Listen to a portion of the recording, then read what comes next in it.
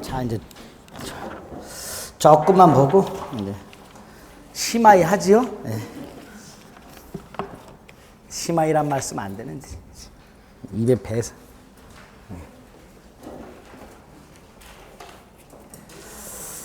자, 가등기 담보 등에 관한 법률 두 덩어리 조심하시자 그랬어요. 가등기 담보법이 언제 어떨 때 적용되느냐 하고요. 가등기 담보법이 적용되었을 때 그 효력이 무엇이냐, 두 덩어리라고 했습니다. 일단 가등기 담보법은 부동산과 관련돼서 돈을 빌리면서 나중에 돈을 못 갚으면 부동산에 관한 권리를 넘겨주기를 하는 계약에다가 채권자 이름으로 가등기나 소유권 등기가 되어 있고, 그 다음에 이걸 넘겨주기를 하는 그 계약을 할 당시에 목적물의 그 가액이 빌린 돈 원본과 이자 합을 초과하는 경우, 이럴 때만 적용되는 것을, 쉽게 말하면 채권자가 돈 빌려주고 나중에 폭리를 취하는 거, 이걸 막기 위해서 만들어진 법이 가등기 담보 등에 관한 법률입니다. 따라서 1. 부동산 소유권 이외에도 되는데요. 질권, 저당권, 전세권은 제외된다라고 되는데, 쉽게 생각하세요. 돈을 빌려준 사람이 목적물에 대해서 전세권을 취득했다가, 전세권에 대한 가등기를 해놨다가 나중에 돈을 못 갚으면 가등기에 터잡은 본등기를 하면서 전세권을 취득을 해. 그럼 좀 이상하죠, 이거는? 예? 가등기권 자체가 담보권인데 그 담보권을 갖고 있다가 그걸 실행했더니 또 담보권을 손에 넣어. 질권, 저당권, 전세권 취득 목적 담보 가등기라는 것 자체가 있을 수 없는 거잖아요. 안 이상해요? 이상하죠. 그러니까 그건 제외된다는 거예요. 그걸 말을 이렇게 하는 거예요. 질권, 저당권, 전세권 취득 목적 담보 계약은 제외된다. 이런 담보 계약을 하는 사람도 없을 뿐더러 이걸 한 놈은 또라이예요. 왜? 내가 지금 담보권을 갖고 있는데 채권자가, 채무자가 돈을 못 갚으면 그 담보권을 실행해서 손에 넣은 게 또 담보권이야. 이상하죠? 그러니까 제외된다. 질권, 저당권, 전세권은 제외. 이렇게 되죠. 빌려준 돈이어야 되기 때문에 2번 공사대금, 매매대금, 유류대금 안 된다. 3번은요. 채권이 1억인데요. 빌려준 게 3천이고 다른 게 7천이야. 그리고 가등기 해놨어. 가담법 적용? 안 돼. 안 되는데 7천을 다 갖고 빌려준 거 3천만 딱 남았어. 그럼 그때부터는 가담법이 적용된다. 그게 3번이죠. 4번. 예약 당시의 가액이 이자 합생을 초과할 때만 적용되니까 돈은 1억을 빌려줬는데 목적 부동산이 5천이야. 가담법 적용 안 되고, 가담법이 적용 안 되면 실행 통지도 할 여지가 없다. 가담법이 적용되면 기본이 실행 통지인데 적용이 안 되니까 실행 통지할 여지도 없다. 이렇게 돼. 여지가 없다. 이렇게 돼 있어요, 판례가. 여지는 있다 또 그래갖고 틀린 걸로 하시는 분들 있어요. 가끔 여지가 없다 그러면 이거 틀렸어 이런 분들 많죠. 근데 여기는 판례가 여지가 없다 이렇게 얘기합니다. 5번은요. 돈을 빌려주고 가등기나 소유권 이전 등기를 하기로 약속까지 했는데 아직 채권자 이름으로 가등기나 소유권 등기를 안 했어. 그럼 가담법 적용 안 됩니다. 아직은. 채권자 이름은 뭐가 되어야, 가등기나 소유권 등기까지 되어야 가등기 담보 등에 관한 법률이 적용되니까 당연히 이때 채권자는 뭐라고 했어요? 야, 약속대로 빨리 나한테 가등기나 소유권 이전 등기 해줘 라고 할 수 있겠죠? 이때 채무자가 나 청산금 못 받았으니까 가등기나 소유권 등기 못 해줘 라고 할 수 있어요, 없어요? 없지요, 이건. 일단 채권자 이름으로 가등기나 소유권 등기까지 되어 있는 상태에서 가담법이 적용되는 거니까 거기에 5번이 되겠죠. 6번도 마찬가지고요. 6번 보세요. 양도담보계약이 체결됐는데 아직 채권자 이름으로 이전 등기가 안 돼 있어요. 그럼 당연히 채권자는 채무자에게 뭘 요구할 수 있어요? 소유권 등기 해달라고. 이럴 때 채무자는 거절 못하죠? 소유권 등기 해줘야죠, 일단은. 그래야 양도담보권이라는 게 성립하게 되니까. 자, 그 다음에 이제 효력이 나옵니다. 일단 가등기 담보 같은 게 설정이 되면 저당권하고 똑같아요. 똑같기 때문에 피담보 채권에 대해서 360조가 적용돼요. 그래서 지연배상도 1년분만. 나중에 목적물이 경매가 혹시 되었을 때 가등기 담보권자는 경매 대가로부터 지연배상은 몇 년분만, 1년분만 배당받습니다. 그래서 가끔 가등기 담보권의 피담보 채권의 범위와 저당권의 피담보 채권의 범위는 동일하다. 360조가 그대로 적용됩니다. 또 2번, 가등기 담보권도 팔아먹을 수 있죠? 우리 가등기에서 보세요. 갑소유 A 토지가 있는데요. 소유자가 갑으로 돼 있고 가등기권자가 을로 돼 있어요. 이 가등기권 부기등기로 양도할 수 있다고 그랬죠? 그대로 담보가등기도 적용돼요. 부동산에 가등기가 되어 있을 때요. 이게 가등기가 두 가지예요. 하나가 우리가 물권법 총론에서 봤던 청권순위 보전가등기가 하나 있고요. 얘가 매수인이에요. 근데 그 이전 등기채권 순위를 보존하기 위해서 가등기 하는 경우도 있고요. 얘가 돈을 빌려준 채권자일 수도 있어요. 그 구별 어떻게 해요? 자, 지금 가등기가 이렇게 돼 있어요. A 토지에. 이게 얘가 매수인으로서 청권순위 보전 가등기인지 담보 가등기인지 구별 어떻게 해요? 딱 보면 구별돼요. 그렇죠? 아니에요. 구별 안 돼요. 아무도 구별 못해요. 법원도 구별 못해요. 법원도 구별을 못해요. 그래서 가등기가 되어 있는 부동산에 경매가 신청이 들어오잖아요. 그래요? 그럼 법원은 얘한테 물어봐요. 네 가등기가 뭔 가등기니? 이렇게. 그래서 가등기권자에게 정해진 기간 내에 그 가등기의 내용이 무엇인지를 신고할 것을 최고하여한다 이렇게 돼요. 경매법원이 물어보도록 돼 있어요. 그래서 지문 하나, 가등기가 담보가등기인지 청권순위보전가등기인지 여부는 등기신청 서류 따위 객관적 자료 가지고 판단하는 것이 아니라 당사자 의사해석에 따라서 구별한다. 물어보라, 당사자에게. 그래서 네 가등기가 담보가등기라면 채권액을 신고해라. 신고하지 않으면 배당에서 제외된다. 네 가등기가 청권순위보전가등기라면 그 내용, 매수인의 이전 등기 채권인지 증여를 받았는지 등등을 신고할 것을 최고하라 이렇게 되어 있습니다. 구별이 안 되는 거예요. 예? 네, 손님 구별 안 되지. 그리고 구별 안 되니까 뭐 팔아먹을 수 있고 부기등기로 양도가 가능한 거예요. 가등기는 부기등기로 양도할 수 있다고 그랬죠? 그게 나오게 됩니다. 자, 그 다음에 이제 실행. 이게 중요하죠. 실행은요, 거기 나와 있는 각종 지문들을 끼워 넣어서 이해하시면 돼요. 가등기 담보권은요, 채무자가 돈을 못 갚으면 실행하는 방법이 두 개. 저당권자처럼 목적물을 임의경매에 넣을 수 있고요. 또 하나가 귀속 청산을 할 수 있어요. 두 가지. 귀속 청산이란 가등기 담보권자의 소유권을 귀속시키고 차액을 청산하는 걸 귀속 청산이라고 합니다. 가등기 담보권자가 자기가 지 이름으로 이전 등기해서 팔아먹고 그 대금으로 청산하는 걸 처분 청산이라고 합니다. 이런 건 허용되지 않습니다. 처분 청산은. 귀속 청산만. 그래서 가등기 담보권을 실행하는 방법은 두 개. 저당권자와 마찬가지로 임의경매를 넣거나 소유권을 가져가고 청산하는 귀속 청산을 하거나. 그 중에 귀속 청산, 변제기 후에 실행 통지를 하고 가등기 담보권자가 누구에게? 채무자 등에게 네가 돈을 안 갚았으니까 내가 소유권을 가져가겠다라고 실행 통지를 하고 그 통지가 채무자에게 도달한 후 2달을 기다렸다가 청산기간이라고 하죠. 그때까지 변제를 하지 않으면 가등기 담보권자가 청산금을 지급하고 본등기를 함으로써 소유권을 취득하는 이게 귀속 청산 절차의 가장 단순화된 형태입니다. 이제 여기에 이제 지문들이 들어가는 거예요. 반가를 번 처분 청산은 안 된다. 반가를 번 통지는 변제기가 있으면 언제나 서면 또는 구두로도 분류식이구나. 그 다음에 이 통지 내용의 핵심이 청산금이에요. 청산금은 목적물의 가액에서 채권 빼는 거예요. 현재 목적물 가액이 5억, 내가 받을 게 3억, 청산금은 2억 이렇게. 이때 얘가 계산을 잘못했어요. 목적물이 5억이고 받을 돈이 3억인데 목적물을 10억으로 잘못 계산했어. 받을 돈은 3억이야. 청산금 7억이라고 통지해놓고 나중에 내가 잘못 계산했다. 다툴 수 있냐? 못 다투네. 잘 나옵니다. 반가로 3번. 담보권자는 일단 청산금 평가액을 통지하고 나면 그가 통지한 청산금 액수를 다툴 수 없다. 굉장히 잘 나옵니다. 그 다음에 이 채권이 3억일 때요. 가액을 지멋대로 3억으로 계산을 해서 빵원 이렇게 평가하는 놈도 굉장히 많아요. 괜찮아요. 주관적 평가액이어도 무방하다. 그래서 청산금 통지는 액수가 중요한 게 아니라 통지했다는 사실 자체가 중요합니다.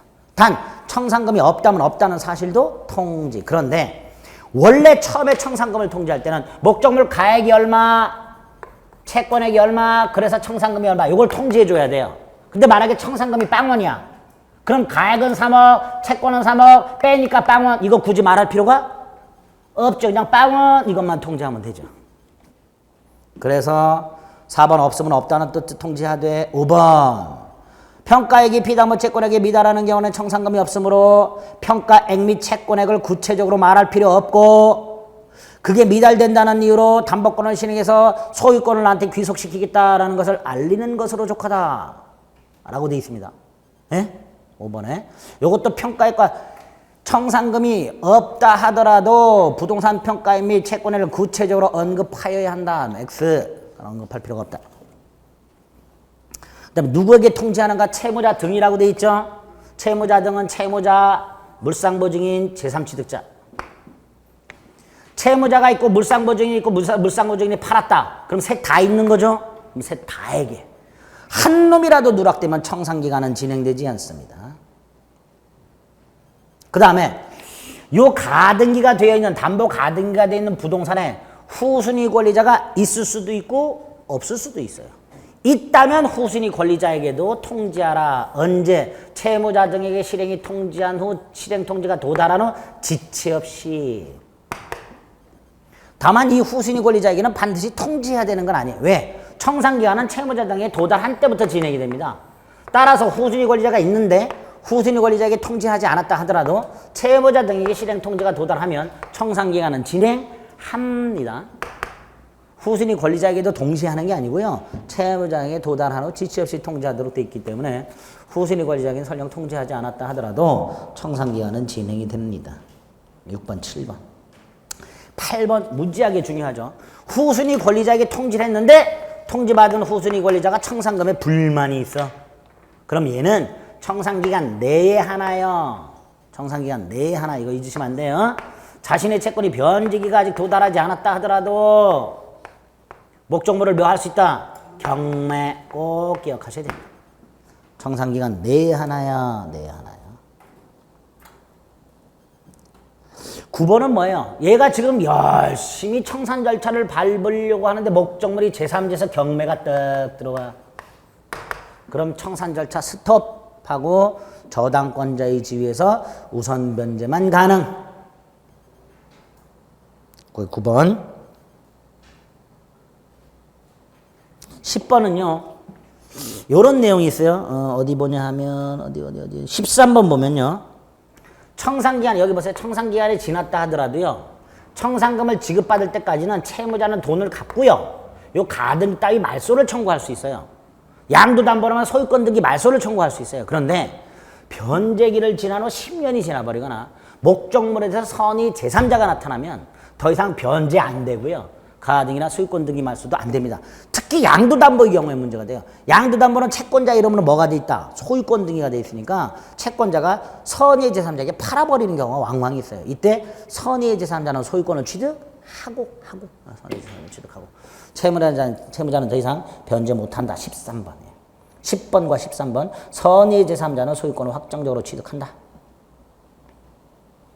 10번과 13번 묶어서 기억하시면 되겠고요.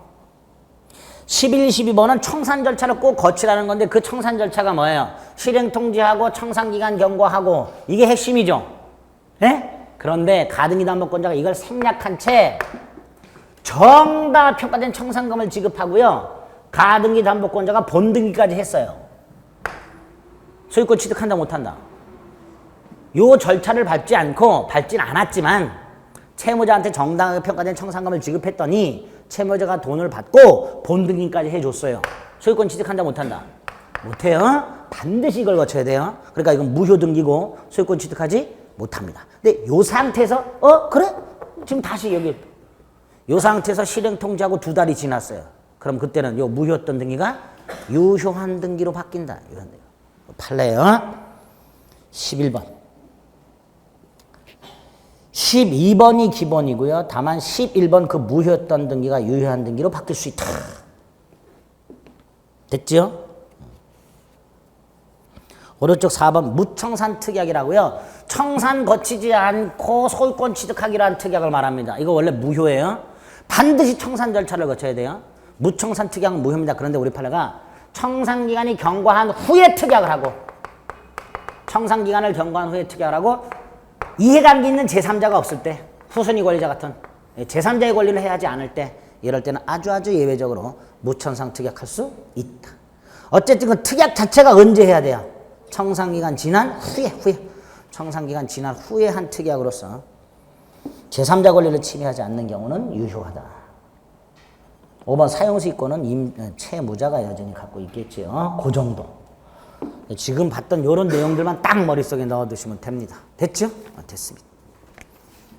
자, 4번 부동산 실권리자 명의등기에 관한 법률. 일단 이것도 적용되는 것과 적용되었을 때 효과를 기억하시면 되는데 1번은 아예 적용이 안 되는 게 있어요. 동산 이런 거 적용 안 되겠죠. 부동산 실권리자 명의등기에 관한 법률이니까 동산 적용 안 될 거고요. 그 다음에 1, 2, 3번. 1번이 뭐예요? 좀 전에 봤던 거 채권을 담보할 목적으로 채권자 이름으로 가등기나 소유권 이전 등기한 거. 가등기 담보법이 있으니까 부실법 적용 안 될 거고요. 2번은 뭐예요? 상호명의신탁. 각과 을이요. 한 필지 땅을 사요. 그리고 등기를 공유로 등기했어요. 이렇게. 그런데 가봤더니 특정 보호를 배타적으로 쓰고 앉아 있어요. 구분소유적 공유라고 하죠. 상호명의신탁이라고 합니다. 이것도 부실법 적용 안 된다. 왜 상호명의신탁이에요? 갑의 2분의 1 지분 등기가 여기에도 효력이 있고 여기에도 효력이 있죠. 그럼 여기에 대해서는 갑이 명의수탁자, 지분 등기 명의수탁자, 을이 명의신탁자. 을의 2분의 1 지분 등기가 여기도 효력이 미치고 여기도 효력이 미쳐요. 그럼 여기에 대해서는 갑이 지분 등기 명의신탁자, 을이 지분 등기 명의수탁자. 그래서 서로 명의신탁하고 있다. 이걸 뭐라 한다? 구분소유적 공유, 상호명의신탁. 이 구분소유적 공유, 이걸 하나만 좀 조심하시자. 상호명의신탁. 이걸 해소하는 방법이 뭐예요? 구분소유적 공유 분할 청구로 해소를 해요? 상호명의신탁 약정 해지로 해소를 해요? 분할해야 돼요? 이걸 해지해야 돼요? 구분소유적 공유는 분할 청구할 수 없다예요. 당사자 간에 대내적으로 그 관계를 해소하는 거니까 둘 사이에 체결되어 있는 상호명의신탁 약정을 해지함으로써 구분소유적 공유 관계를 해소할 수 있을 뿐 공유물 분할 청구를 통해서는 해소할 수 없답니다. 3번은 아예 등기부에 신탁법상 신탁등기가 뜩 돼 있어요. 부실법 적용 안 됩니다. 4번은 예외적으로 적용이 되는 거예요. 종중, 법률혼 배우자, 그 다음에 종교단체 산하조직의 부동산을 종교법인 단체 명의로 요 세 가지 경우는 조세 포탈, 세금을 포탈할 목적, 채권자의 강제집행, 경매를 회피할 목적, 법령상 제한을 회피할 목적이 있을 때에만 적용. 두 가지 판례를 조심하세요. 첫째, 이때의 종중은 본래 의미의 종중을 말합니다. 보통 종중 속에 새끼 종중이라고 조그만 소종중 등이 여러 개 있는 경우가 있어요. 이거 말고 본래 의미의 종중. 두 번째로 배우자는 법률혼 배우자만. 무슨 배우자만? 법률혼 배우자. 갑과 을이 연애를 하면서요. 연애. 갑이 부동산 사면서 애인 이름으로 명의신탁을 해놨어요. 같이 살고 있어요. 사실혼 배우자예요. 부실법 적용돼요? 안 돼요? 돼요. 사실혼 배우자 사이에는 부실법 적용돼요. 적용 안 되는 건 무슨 배우자 사이에서만? 법률혼 배우자 사이에서만. 이 얘네가 사실상 혼인관계를 맺고 살다가 자 그럼 일단 사실혼 배우자의 경우에는 부실법이 적용되니까 명의신탁 약정 무효고 을등기 무효예요. 그 상태에서 혼인신고를 하면 그때부터 유효. 혼인신고하면 그때부터 유효. 소급해서 유효가 아니라 그때부터 유효. 소급해서 유효다 이렇게 나온 적이 있어요. 그게 5번. 자, 부동산 실권리자 명의등기에 관한 법률이 적용이 되면 지금 봤던 이 적용이 아예 안 되는 거나 제한적으로 적용되는 걸 빼고는 다 부실법이 적용이 되는데 이때 수탁자 이름으로 소유권 등기를 한 경우뿐만 아니라 가등기한 경우도 부실법이 적용됩니다. 이 가등기는 담보 가등기를 말하는 게 아니라 청구권 손의 보존 가등기를 말합니다. 꼭 수탁자 이름으로 소유권 등기만 된 경우가 부실법이 적용되는 게 아니고요. 가등기만 되어 있다 하더라도 부실법이 적용됩니다. 양가로 1번. 다음 페이지 봅니다. 4번. 자, 부실법이 적용되면 기본적인 효과가 뭐지요? 신탁자가 있어요. 이름 빌리는 사람. 수탁자가 있어요. 이름 빌려주는 사람. 둘 사이 이름을 빌리는 약정을 하죠. 그걸 명의신탁 약정이라고 그러죠. 그 다음에 수탁자 이름으로 등기를 넘겨주죠. 예? 겉으로 봤을 땐 물권 변동이죠. 그렇죠? 예. 부실법이 적용되는 순간 이것도 무효, 이것도 무효. 물권 변동도 무효. 단 수탁자와 거래한 제3자는 선악불문하고 소유권 취득. 얘는 뭘 취득? 선악불문하고 소유권 취득. 명의신탁약정 무효 및 물권 변동 무효는 선악불문하고 제3자에게 대항하지 못한다. 제3자 보호, 선악불문하고. 두 번째, 이거 약정 무효, 이거 무효라 하더라도 강행규정 위반 무효지 반사회 질서가 되는 것은 아닙니다. 부동산 실거주와 명의등기에 관한 법률은 강행법률일 뿐. 예, 그래서 강행법률 위반으로 무효가 되는 것이지 반사회 질서가 아니니까 등기 넘겨준 건 불법 임금행위가 아니에요. 그래서 신탁자나 수탁자에게 말소 등기를 청구하거나 또는 진정명의 회복을 위한 이전 등기를 청구할 수 있습니다. 이게 기본이에요. 원칙이. 그래서 4번 선악불문하고 제3자 보호된다. 다만 5번 이 제3자가 적극 가담했다 그러면 반사회 질서로 무효가 된다. 뭐 이렇게 되겠죠. 그 다음에 6번 실명등기 유예기간이 경과했는데 아직 신탁자 이름으로 실명등기를 안 했어요. 그럼 이 약정 무효가 되죠. 예? 이 약정이 무효가 되는 순간요. 약정 해지를 원인으로 뭐뭐 할 수 있다고 말하면 무조건 다 틀린 거라 그랬어요. 무효인 약정을 해지하는 건 있을 수 없습니다. 계약의 해제나 해지는 유효한 걸 해제 또는 해지한다 그랬어요. 그러니까 명의상 약정이 무효라면 명의상 약정 무효인 명의상 약정 해지를 원인으로 뭐뭐 할 수 있다고 말하면 이건 다 틀린 질문이 됩니다. 6번의 세 번째 줄 명의상 약정 해지로 인한 소유권 이전 등기 청구를 갖지 아니하고 그런 권리 없고 이렇게 되는 거예요. 됐죠? 됐죠? 예? 예, 이게 이제 기본적인 명의신탁이고 이자가 명의신탁이야. 그래서 얘가 대내외적으로 소유자가 되는 거예요. 그 아까 말씀드렸듯이 소유권에 터져봐 등기 말소를 청구하거나 소유권에 터져봐 진정명의 회복을 위한 이전 등기를 청구할 수 있을 뿐 명의상 약정 해지를 원인으로 이전 등기를 청구할 수는 없다. 예? 기본이 되는 거야. 이자가 명의신탁 밑에 양가로 7번까지 묶어가지고 여기까지가 기본인데 명의상 약정에 좀 이상한 게 두 개가 더 있다 그랬죠. 하나가 3자간 명의신탁인 중간생략형이 있고요. 또 하나가 계약 명의신탁이 있습니다. 자, 먼저 8번 3자간 명의신탁 신탁자 갑이 있고요. 천천히 할게요. 천천히. 거기 박스 안에 신탁자 갑이 있고요. 을과 명의상 약정을 해요. 수탁자예요. 약정을 했어요.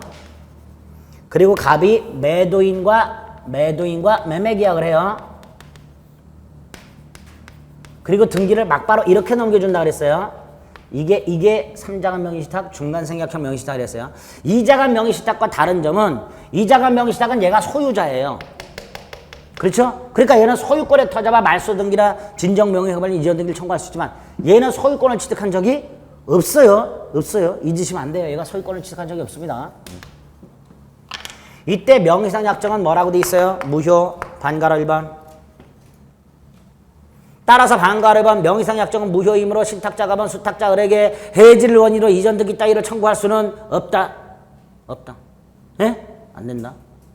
반가로 3번 이 등기도 무효다. 따라서 소유권은 매도인 병에게 그대로 남아있다. 그래서 4번 매도인 병은 얘가 소유권자니까 을등기 말소를 청구할 수 있고 진정명 회복을 위한 이전 등기를 청구할 수 있다. 누가? 매도인 병이. 얘가 소유자. 됐죠? 반면에 반가로 5번 요 갑과 신탁자와 매도인 사이의 계약은 어떻다? 유효다. 계약 자체는 유효다. 이게 무효 사유가 될 리는 없죠. 이거 뭐 강행규정 위반했어요? 안 했어요? 안 했어요. 계약 자체는 유효합니다. 그러니까 6번 매도인 병은 여전히 신탁자 갑에 대해서 이전 등기 의무를 부담한다. 즉 신탁자 갑은 매도인 병에게 이전 등기를 청구할 수 있다. 자, 이때 갑의 병에 대한 이전 등기 청구권 매수인의 이전 등기 청구권이죠. 그래 안 그래요? 맞잖아요. 아니에요? 이거 원래 10년에 소멸시효 걸리죠? 근데 얘가 점유하고 있어. 소멸시효 걸리지 않는다.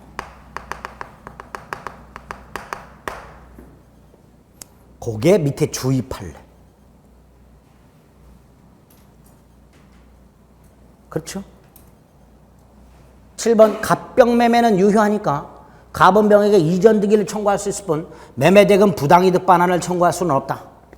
그렇죠? 그럼 보세요.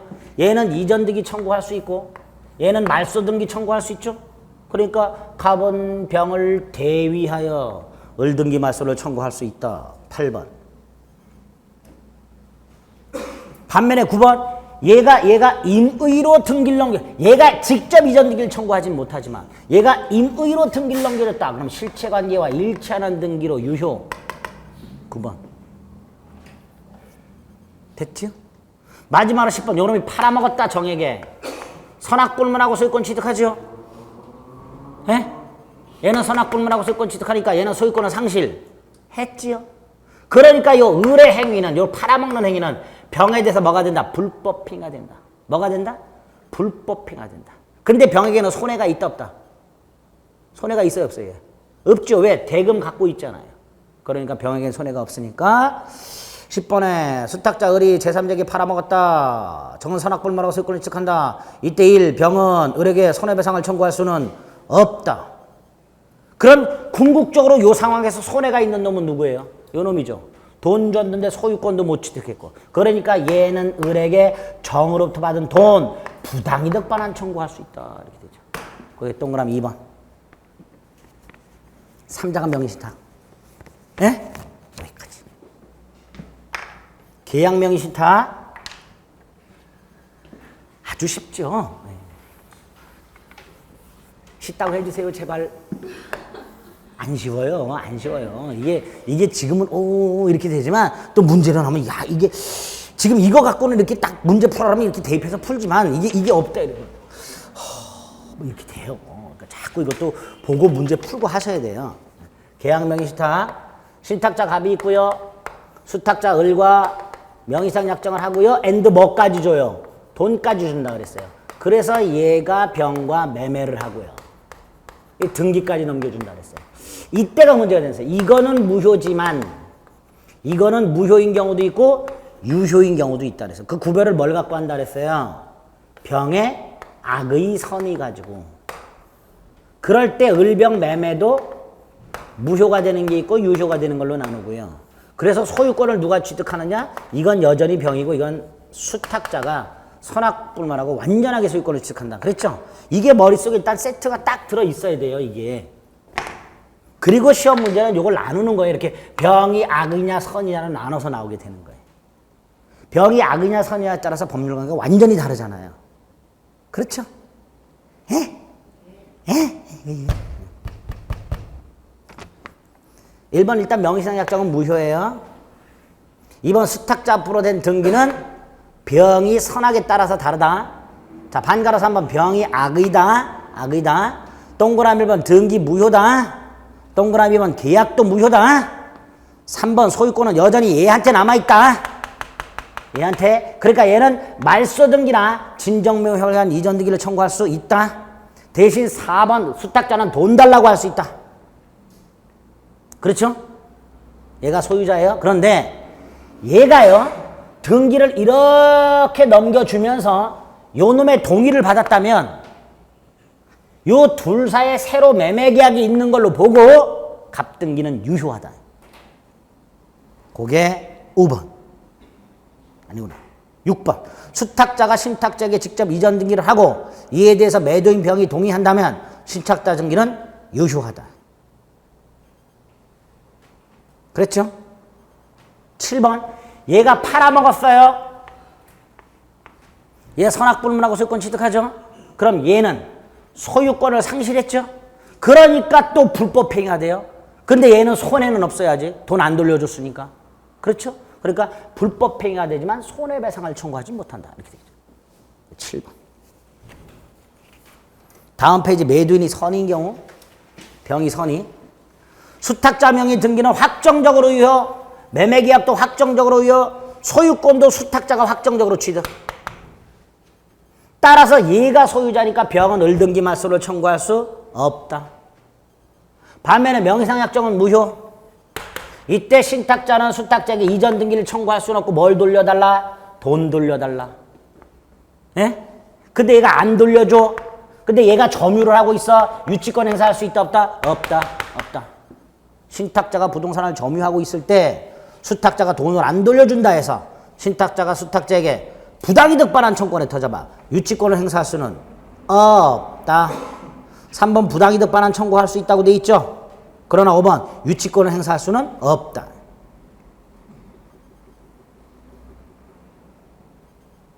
됐죠? 그 다음에 이런 경우가 많아요. 얘가 아파트 따위를 경락을 통해서 취득한 다음에 얘가 살아요. 등기는 얘 이름으로 해놓고 얘가 살고 있어요. 근데 그냥 살면은 뽀록 날 수 있으니까 임대차 계약을 맺는 경우가 있어요. 이렇게. 얘가 임대인, 얘가 임차인. 이거 진짜 임대차예요? 가짜 임대차예요? 가짜 임대차죠. 가장 임대차. 7번. 그 임대차 계약은 무효다. 근데 문제는 얘가 비용을 지출했어요. 여기다가. 수리하고 그 비용 상환은 청구할 수 있대요. 왜? 소유자가 누구니까? 을이니까.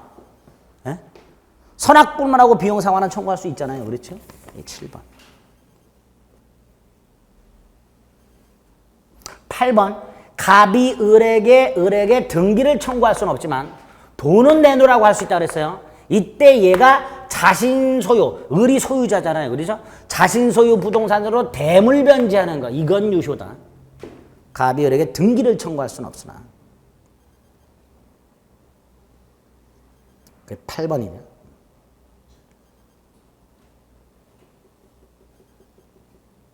9번. 신탁자 갑이 부동산을 정에게 팔았어요. 여기 보세요. 얘가 부동산을 정과 매매를 했어요. 계약은 유효합니다. 계약은 유효하죠. 타인권리 매매 계약도 유효한데. 그리고 얘가 돈을 받았어요.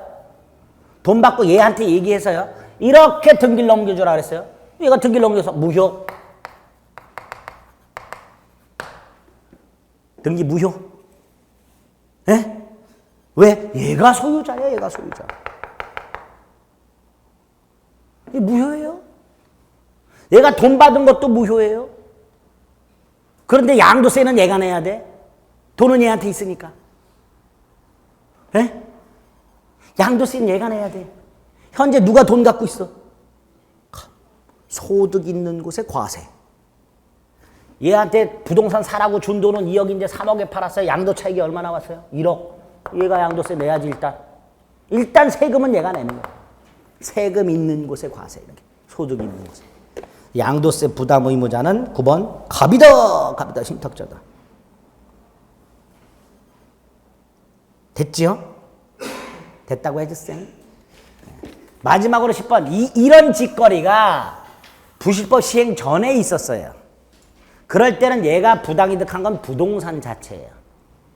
예? 부실법 시행 전에 이런 짓거리가 있었으면 얘는 돈을 부당이득한 게 아니고 이 부동산을 부당이득한 거예요. 그러니까 갑은 을에게 이전 등기 청구할 수 있어요. 이전 등기 청구할 수 있고 두 번째로 얘가 지금 점유하고 있어요. 이때 얘가 이전 등기 청구 소멸시에 걸려요 안 걸려요? 이건 걸려요? 왜? 이건 매수인이 아니에요. 부당이득 반환 청구권이에요. 아까 요 경우는 얘가 매수인이었어요. 예? 그러니까 점유하고 있으면 소멸시에 걸리질 않아요. 근데 요 경우에는 얘가 을하고 매매했어요? 아니죠. 부당이득 반환 청구예요. 등기 넘겨달라는 건. 그래서 갑이 점유하고 있다 하더라도 갑의 을에 대한 이전 등기 청구는 소멸시에 걸린다. 그게 10번. 아, 머리 아파요. 머리 아파요. 머리 아파. 머리 아파. 만만치 않습니다. 이거. 아는데 일단 딱 기본이 되는 거. 지금 추가적으로 뭐 소멸시에 걸리고 뭐 돈 달라 뭐 이런 다 그건 몰라도 되는데 요거는 머릿속에 일단 박아있습니다. 여기에서 다 시작되는 거예요. 아시겠죠? 병이 악이냐 선이냐 여기에서 시작되니까 그것만 좀 조심해 주시면 됩니다. 일단 요거 갖고 있다가 나중에 문제 풀이할 때 적용할 겁니다. 예. 집합건물법 하나 남았어요. 시계가 조금 남았죠. 조금 더 할 거예요. 예. 기차 안 끊기죠. 예. 자, 집합건물법. 1번 한 동 건물 중 구조상, 이용상 독립성이 있을 때 요게 전유 부분이 될 수 있고 구분 소유권이 성립할 수는 있지만 요걸 구분 소유할 것인지 전체를 한 동 건물로 소유할 것인 건물 지은 사람 마음이죠. 분양할 수도 있고 그냥 임대할 수도 있죠. 소유자의 의사에서 결정된다. 그래서 2번 구조상, 이용상 독립성이 있다는 사유만으로 당연히 구분 소유권이 성립하는 것은 아니다. 3번 공용 부분 중에는요. 법정 공용 부분과 규약상 공용 부분인데 법정 공용 부분은 복도계단 생각하시면 돼요. 이건 등기할 필요가 없습니다. 공용 부분이라고. 그러나 규약상 공용 부분은 육안으로 봤을 때는 전유 부분하고 똑같다 그랬어요. 그래서 여기는 공용 부분이라는 취지를 등기하라. 4번 두 번째 꼭 기억하세요. 복도 계단에 관한 지분권을 공용 부분에 관한 물권이라고 하는데요. 이거 전유 부분에 대한 구분 소유권과 항상 똘똘마리로 이전을 합니다. 따라서 공용 부분에 관한 물권의 득실 변경은 따로 등기할 필요가 없습니다. 꼭 기억하셔야 돼요. 5번도 기억하세요. 아파트에 하자가 생겼어요. 이 하자가 전유 부분에서 발생한 것인지 복도 계단 등 공용 부분에서 발생한 것인지 애매해. 그럴 때는 공용 부분에 존재하는 걸로 추정. 본다가 아니에요. 추정이에요. 6번 구분 소유권과 대지 사용권도 분리 처분이 금지입니다. 다만 규약으로 분리 처분을 정할 수 있습니다. 근데 만약에 7번 규약에 분리 처분을 정하지 않았으면 분리 처분이 금지된 거죠. 분리 처분이 금지됐을 때는 등기까지 되어 있어야 대지에 관해서만 권리를 취득한 선의 제3자에게 대항이 가능합니다. 만약에 분리 처분이 금지되어 있는데 이 사실이 등기가 안 돼 있다면 집합 건물 대지에 관한 권리만 취득한 선의 제3자에게는 찍소리하지 못한다. 8번 9번 전유 부분에 설정된 가압류나 저당권의 효력은 어디에도 미친다? 대지 사용권에도 미친다. 따라서 전유 부분을 경락받은 사람은 모두 취득한다? 대지 사용권도 취득한다. 10번 조심하세요. 대지 분할 못합니다. 다만 두 번째 쪽 끝에 보면 건물 사용에 필요한 범위의 대지라고 돼 있죠. 대지 전부를 이렇게 나오는 경우가 있어요. X 대지 전부를이 아니고 건물 사용에 필요한 범위의 대지에 분할 청구 못한다는 얘기예요. 11번 공용 부분 지분 비율로 그러면 안 돼요. 공용 부분 전부를 지분 비율로 X의 용도에 따라. 민법상 공유는 어때요? 전부를 지분 비율로 그러죠. 민법상 공유물은 전부를 지분 비율로 사용 수익할 수 있잖아요. 근데 이거는 전부를 지분 비율이 아니라 용도에 따라. 12번 공용 부분 변경 4분의 3 찬성. 구분 소유자의 4분의 3 및 의결권의 4분의 3. 구분 소유자는 딱 그 호만큼 있어요. 대가리가. 딱 100호 그러면 100명. 다만 한 사람이 5개를 갖고 있어. 그러면 이걸 하나로 봐요. 구분 소유권 하나로. 반면에 101호를 3사람이 공유하고 있어. 그래도 그건 하나예요. 그냥. 구분 소유권은 하나, 호마다. 의결권은 전유 부분 면적 비율. 그래서 의결권은 크기가 다 달라요. 어쨌든 구분 소유자의 4분의 3 및 의결권의 4분의 3. 13번 관리는 변경 빼고는 통상집회라고 해서 과반수 찬성입니다. 난간이 떨어져 나갔을 때 보조는 각 공유자가 할 수 있고요.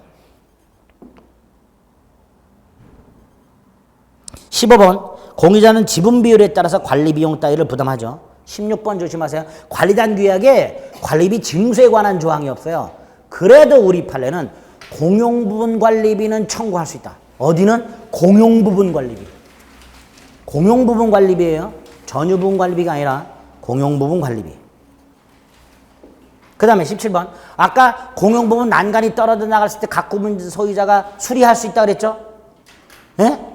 그걸 발견한 사람이 자기 돈으로 수리한 다음에 다른 공유자들에게 지분 비율로 청구하겠죠? 그 채권은 새로 이사 온 사람에게도 청구할 수 있다. 구분 소유권의 특별 승계인도 그대로 승계한다. 새로 이사 온 사람이 아니 내가 이사 오기 전에 수리한 거니까 난 돈 못 줘. 안 돼요. 새로 이사 온 사람에게도 청구할 수 있다. 18번, 19번. 전 구분 소유자가 관리비를 체납하고 이사 갔을 때 새로운 소유자가 그 체납 관리비를 승계하냐? 승계한다. 뭐만? 공용 부분 체납 관리비만. 연체료 따위는 승계하지 않는다.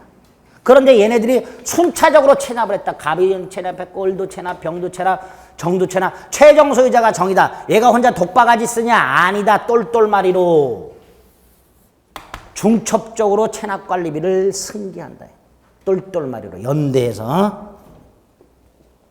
거기 18번, 19번. 됐지요? 됐다고 해주세요. 23번 건물을 건축해서 분양한 자, 그 다음에 시공자, 담보 책임지도록 되어 있죠. 25번 조심하세요. 건물에 하자가 생겼을 때 두 가지가 있어요. 하자를 보수하라, 하자 보수 청구권이고요. 손해를 배상해라, 하자 담보 추구권이라고 합니다. 이때 하자를 보수하라는 관리단이나 입주자 대표회의도 행사할 수 있지만 하자 담보 추구권이라는 손해배상 청구권은 현재 구분 소유자만, 손해배상 청구권은 현재 구분 소유자만.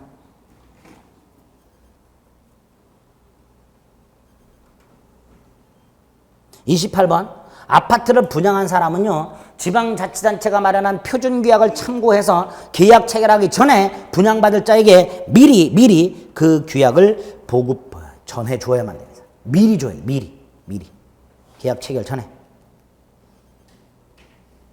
29번 숫자 조심하세요. 분양자란 아파트 건설한 사람을 말하는데요, 예정된 매수인이라고 분양받은 사람들이에요. 이 사람들이 입주를 하고 등기를 하겠죠.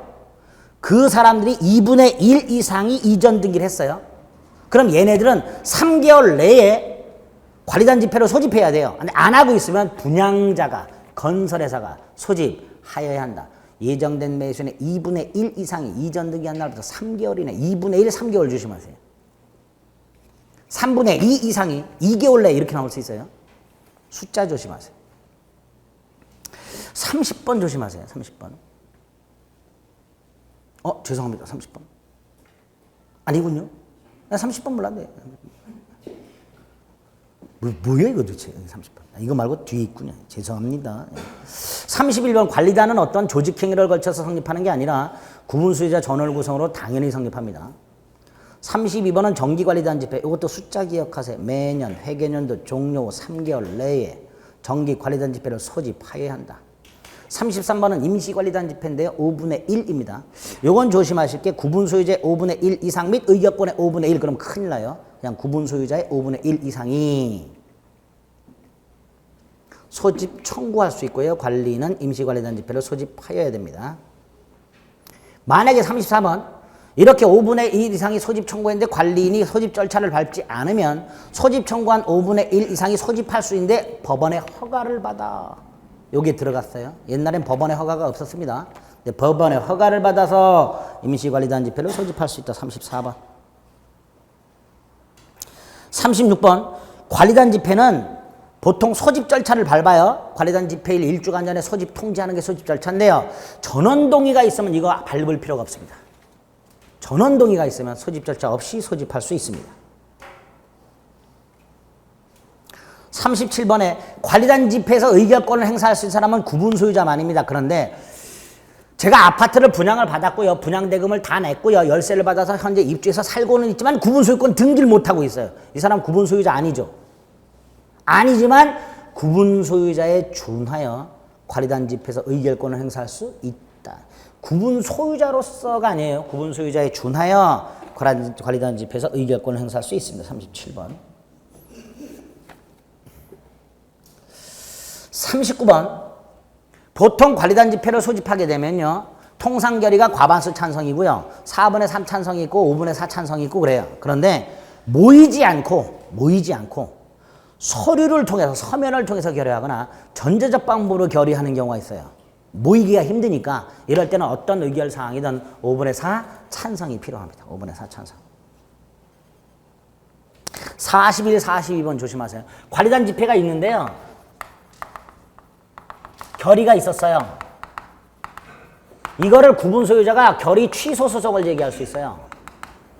새로 신설된 건데요.